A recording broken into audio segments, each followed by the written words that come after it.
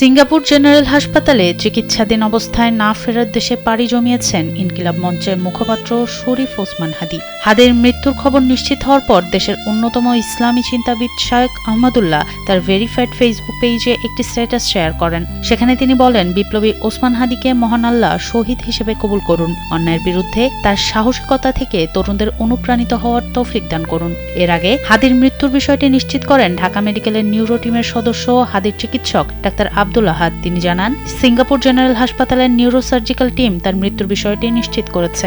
বাংলাদেশ সময় রাত 9:30টার দিকে হাদী মারা যান বলেও জানান তিনি। ওসমান হাদীর ভেরিফাইড ফেসবুক পেজ ও ইনকিলাব মঞ্চের ফেসবুক পেজেও এ তথ্য জানানো হয়।